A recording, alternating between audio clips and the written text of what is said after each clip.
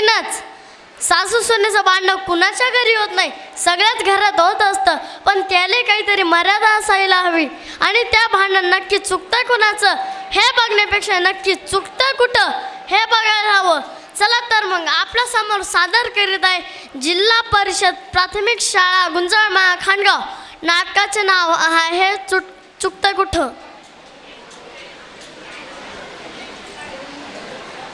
माझ्या पोराच्या संसाराचं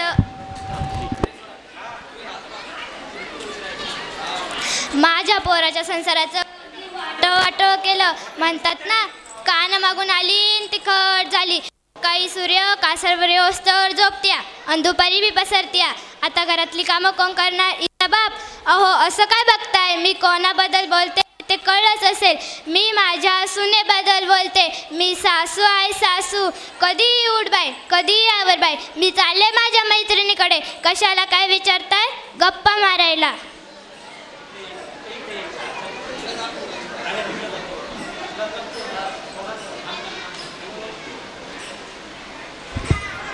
नंदे, ए नंदे, एकी बाहेर. आले ग आले. बस बस. बसायला कोणाला वेळ आहे? आज लय उशीर केला ग. तुला सांगते नंदे, तू लय नशिबान आहे. तुला लई भारी सून मिळाली. माझ्या नशिबात एवढसा कुठून आली काय माहीत. माझ्या पोराच्या संसाराचं अगदी वाट केलं. तुला सांगते नंदे, जीवाचा पार कंटाळा आलाय बघ. अगं थोडी शांत हो. माझ्या सुनाला चहा करायला सांगते. राधा, ए राधा, 2 कप चहा ठेव बरं. वय ठेवते. अगं सुमे, तुला एक सांगू का? तुला लई काम पडतंय बघ. तुझी सून लई खट्याळ आहे, लई वाडा बोलती नेहमीच. तशी तू बी काय कमी नाही. हा ना बया, मोठा पस्तावा झालाय. काय करावं तेच कळत नाही. जाऊ दे, तू पण घाबरू नको. तिला चांगलाच धडा शिकव. ती काय घराची मालकी नाही वे. एवढ्या मोठ्या कष्टानं घर उभं केलंय तू. काय ऐकतीस ग? तुला काही काम नाही का? जाते.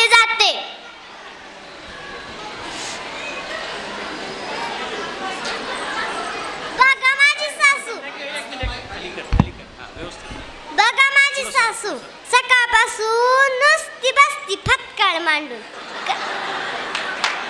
काम बीम काही नाही. आणि लागली दुसऱ्याला फुगवायला. स्वतःच ठेवती झाकून आणि दुसऱ्याचं बघती वाकून.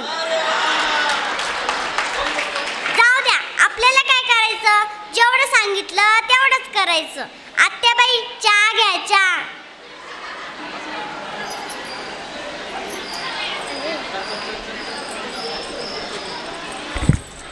लय गुणाची आहे बाई राधा. नंदे, येते गे मी आता. धन्या येईल कामावरून. बरं जा आता. उद्या ये लवकर. येते की. तसं काय करमतं वे मला.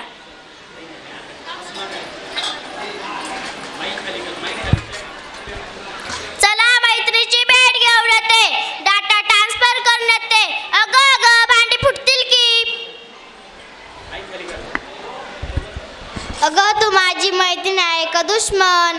आमच्या ॲटम बॉम्बला पण भांड्यांचा आवाज सहन होत नाही बघ. ॲटम बॉम्ब म्हणजे? अगं म्हणजे माझी सासू.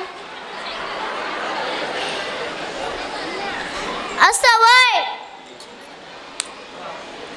दोन्ही ॲटम बॉम्बची भारी जोडी जमली तिकडं. तुझ्या आजू खा चालले. पण तुझ्या ॲटम बॉम्बला काय कळत नाही बघ. आपल्या घरातलं कशाला दुसऱ्याला सांगायचं म्हणते मी. तू काय कमी काम करते वे? दिवसभर तुझा हात रिकामा आहे बघ. तुला मोबाईल बघायला सुद्धा वेळ नाही. कामाचं काही नाही ग, पण या घरात माझं कामाचं कौतुकच होत नाही बघ. राधाची सासू तिचं किती कौतुक करत असेल. कौतुक होत नसेल तर कामच करू नको. सगळे आयटम बॉम्बलाच करू दे. चल, जाते का आता? माझी पण खूप कामं पडली. हो आयटम बॉम्ब पण यायची वेळ झाली आता. नाहीतर तुझ्या ऐवजी माझ्यावरच फुटायचा.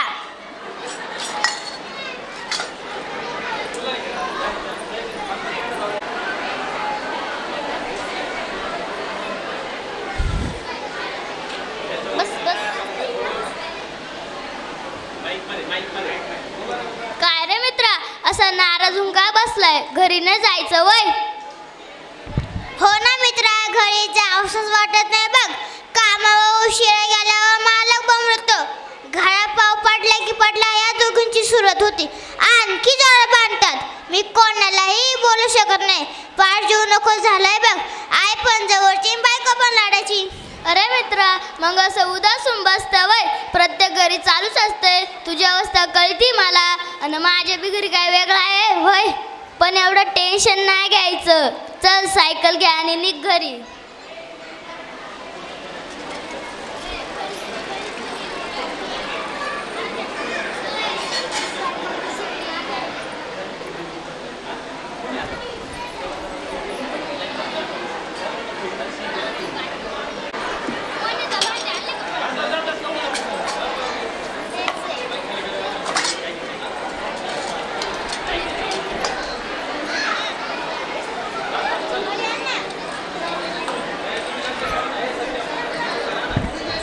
पळी कुठे तर पडली काय माहित. एक वस्तू जागेवर घावली तर शपथ.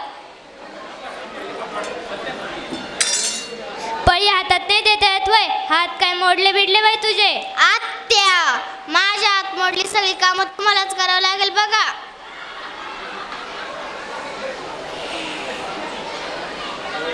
आला वैदान्या, बघ तुझी बायको कशी आडवं तिळं बोलते.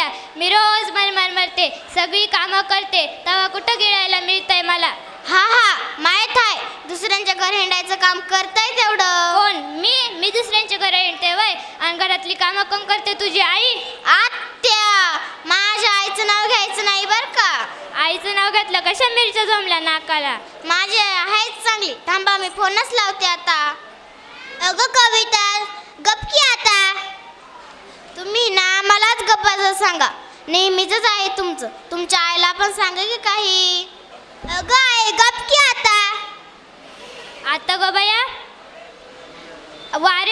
वारे पोरा, तुझ्या समोर एवढं रामायण घडतंय, तुम्हालाच गप बसायला सांगतो वय?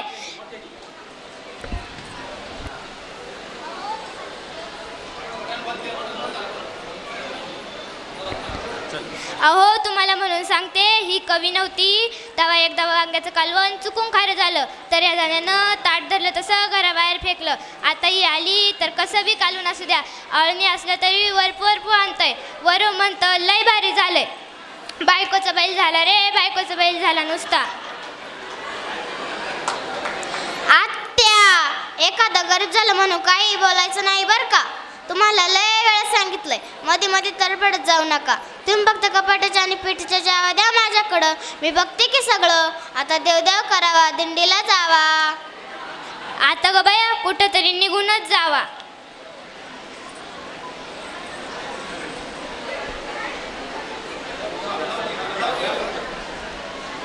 उपाशी तापाशी नाही जपू आई.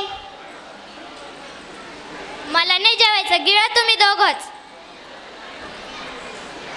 अगं कविता, थोडंसं लहान बापच व्हावा. नका लाड देऊ वा तिकडं.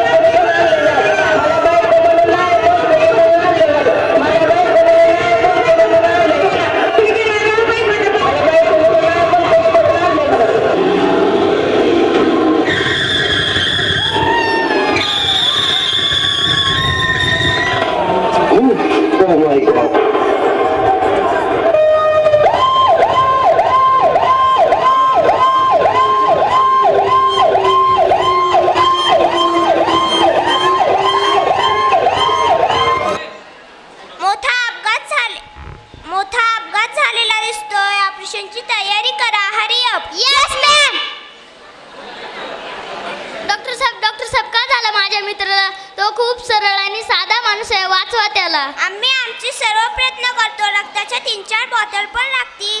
पहिले 50,000 डिपॉझिट भरून द्या लवकर. पोलीस स्टेशनलाही इन्फॉर्म करावं लागेल. हो ठीक आहे, काहीतरी करतो.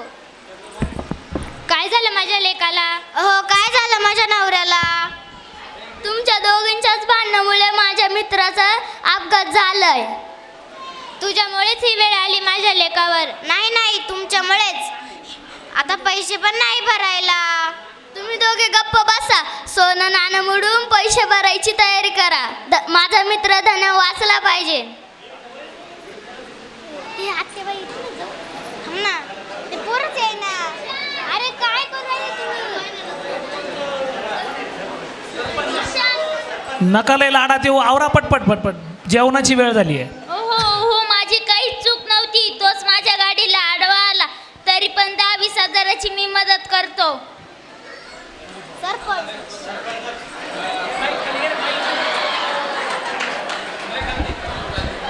गावचा सरपंच या नात्यानं मी देखील 2100 रुपये मदत करतो.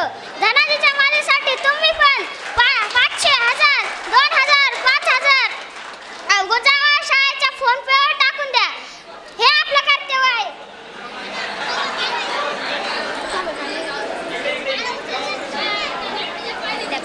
आत्याबाई, माझं चुकलं, मला माफ करा.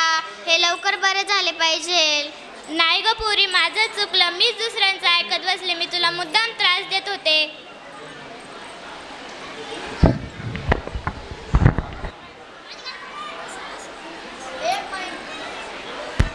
एक महिन्यानंतर धन्या बरा होऊन घरी येतो.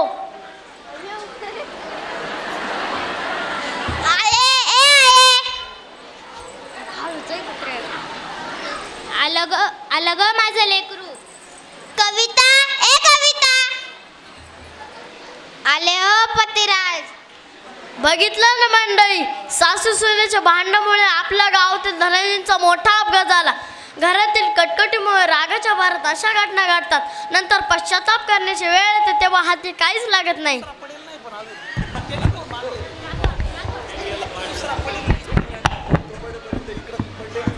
एक मित्र म्हणून सांगतो, आयुष्यात वेळ प्रसंगी एक पाऊल मागे घ्यायला शिका.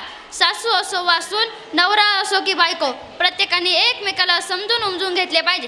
कारण घर हे सगळ्यांचंच मिळून असतं. चुकतंय कोणाचं हे बघण्यापेक्षा नक्की चुकतंय कोणाचं